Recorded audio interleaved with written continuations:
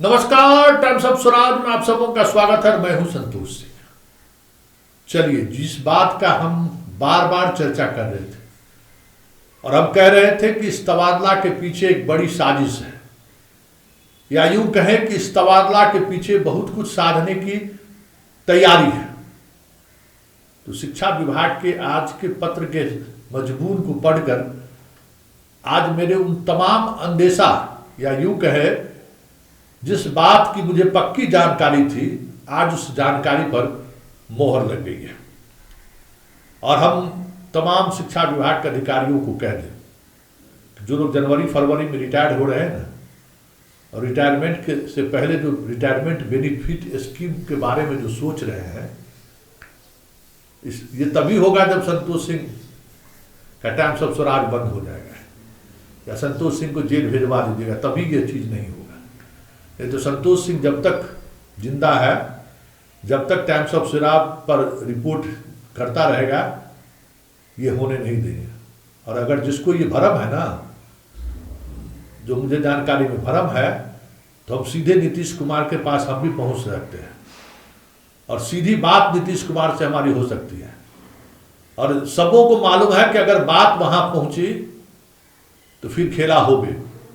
ऐसा नहीं हो कि दो बार सीईओ का जैसे ट्रांसफर रद्द हुआ था, ठीक शिक्षा विभाग में शिक्षकों का भी ट्रांसफर उसी तरीके से नहीं रद्द हो जाए। खेला मत करिए। जो हम बार बार कर रहे थे, जिस अंदेशे की चर्चा हम बार बार कर रहे थे, आज के पत्र के साथ तो यही कुछ ऐसा दिख रहा है। शिक्षकगण धैर्य रखिए, शिक्षकगण व्यग्र मत होइए। हम बार बार कह रहे हैं, तबादले का ये मतलब नहीं है कि आप अपने स्वार्थ में अंधे हो जाइए और किसी भी हद तक पार कर देंगे, क्योंकि ये अगर इस तरीके से ये तबादला करना चाहते हैं तो ये तबादला नहीं होगा। और तबादला में इन्हें स्पष्टता लानी होगी। जिस तरीके से इन्होंने तबादला को लेकर जो नोटिस जारी किया है, जरा गौर करिए, उसको पढ़िए कि विभिन्न स्रोतों से अनुरोध प्राप्त हो रहे हैं कि कुछ शिक्षक विशेष समस्या से ग्रसित होने के कारण स्थानांतरण हेतु इच्छुक हैं।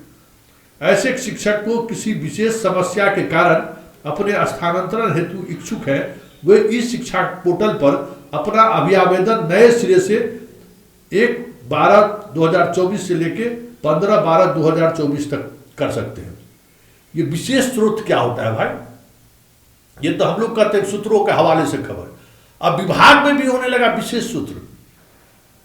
क्या किसी ने आपके पास आवेदन दिया है? क्या आप लिखते कि शिक्षकों के आग्रह पर, महिला शिक्षकों के आग्रह पर, जो 300-400 किलोमीटर की दूरी पर है, जिसका पोस्टिंग है, उसके आग्रह पर, या फिर विकलांग हैं, दिव्यांग हैं, बीमार हैं, जिनके परिवार के लोग, उनके आग्रह पर विशेष ये तो हमें लगता है कि सचिवालय में ये पहली बार इस तरीके के शब्दावली का इस्तेमाल हुआ है भाई।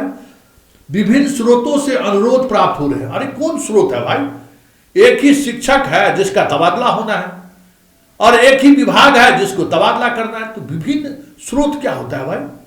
एमएलए, एमपी, मंत्री, आईएएस, आईपीएस, डिप्टी कलेक्टर, शिक्षा विभाग का अधिकारी, जिसका बीबी बाल बच्चा सब जो है सो बीपीएससी कंप्लीट किया है, नौकरी में आ गए तो हो गया, ले आना है बाल बच्चा को शहर में। एक्सपोज कर दिए थे ना कि किस तरीके से आप लोगों ने नगर निकाय को जो है सो एक अलग इकाई बनाकर खेला कर रहे थे। और उस समय कह रहे थे कि संतोष जी देख रहे हैं, पैरा में लिखा हुआ है, कैसे खुलेगा? नहीं, लाभ नहीं मिलेगा हमको, खुलेगा। आप ऊपर में क्या लिखे कि अपने अनुमंडल में किसी का पोस्टिंग नहीं होगा, और नीचे में लिखे कि नगर निकाय में जो रहने वाले हैं उनको नगर निकाय में। अरे भाई क्या मतलब है भाई? जितने शहरी लोग हैं उनको शहर में पोस्टिंग कर देना है? मतलब शहर का जो कभी वोट गिराने नहीं जाता है, सारा सुविधा उसी को, जो सबसे ज्यादा डेमोक्रेटिक इंस्टीट्यूशन को करप्ट करने में मदद करता है, सबसे ज्यादा डेमोक्रेटिक इंस्टीट्यूशन के द्वारा जो वोटिंग का कार्यक्रम होता है, कोई शहर में आदमी जाता है वोट गिराने के लिए, लेकिन सब चीज चाहिए शहर वाले को ही। वाह वाह, तो चीज एक्सपोज हो गया था ना। स्पष्टता के साथ आप कहिए कि ये स्रोत क्या है, और ये मत भूलिए कि संतोष सिंह बाहर निकलने लगा है। और ये भी मत भूलिए कि जो आप जो सोच रहे हैं ना, वहां हम भी पहुंच सकते हैं। और आज से देखिए इस ये जो पत्राचार पत्र आपने निकाला है ना, अगर वाकई में ये पत्र विभाग के द्वारा निर्गत हुआ, अभी भी हम कह रहे हैं कि विभाग के द्वारा जो सोशल मीडिया में पत्र निर्गत हो रहा है उस संदर्भ में हम बात कर रहे हैं, और ये पत्र मतलब 100% सही है, ये भी हमें जानकारी है। लेकिन जो पत्र वायरल है उस पत्र के मजमून के सहारे हम चीज़ों को समझ सकते हैं। और भाई पंकज कुमार जी निदेशक है, निदेशक प्राथमिक शिक्षा, सब नोटिफिकेशन आप से निकलवा रहा है। अरे आप IAS अधिकारी हैं, आप जरा दिमाग खोलकर काम कीजिए कि इस तरीके के शब्दावली का इस्तेमाल का मतलब क्या है। कल ही हमको पता चला था कि रद्द होने के बाद कितनी बेचैनी में है सब लोग, रिटायरमेंट बेनिफिट स्कीम उठाने के लिए कितने तरीके से व्यग्र हैं अधिकारी, सब पता है। एक एक अधिकारी देख लीजिए, एक चीज समझ लीजिए कि चीजें बदल रही हैं। तमाम लोगों को हम कह रहे हैं कि चीजें बदल रही हैं। आपको लग रहा होगा कि सिस्टम कमजोर हो रहा है, ऐसा नहीं है। सिस्टम बहुत तरक्की की चीजें में एक अलग तरीके का एक्ट करना शुरू कर दिया है। इसलिए इस भ्रम में कोई नहीं रहिए कि जो चाहेंगे कर लेंगे। नीतीश के राज में जो चाहिएगा वो नहीं कर सकते हैं। और नीतीश कुमार पर इतना भरोसा है कि जो लोग ये सोच रहे हैं ना कि उनके मनः स्थिति का हम लाभ उठा लेंगे, वो लाभ भी उठाने नहीं देंगे।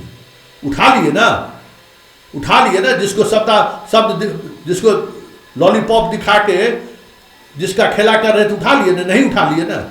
विधानसभा सत्र के दौरान एक एक सवाल का जवाब देना होगा। शिक्षा मंत्री जी, SES जी सुन लीजिए, और रोजाना खबर चलेगा। खबर चलाना आप रोक नहीं सकते हैं।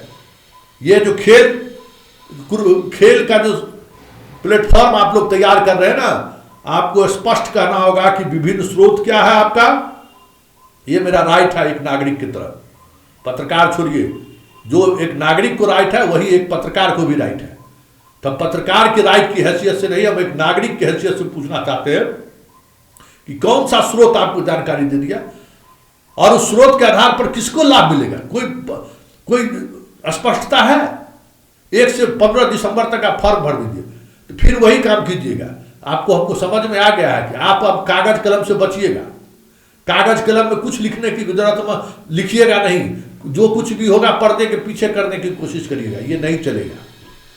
हमारे शिक्षकगण बहुत मेहनत से शिक्षक बने हैं और वो जानते हैं कि एक तबादले का मतलब क्या है।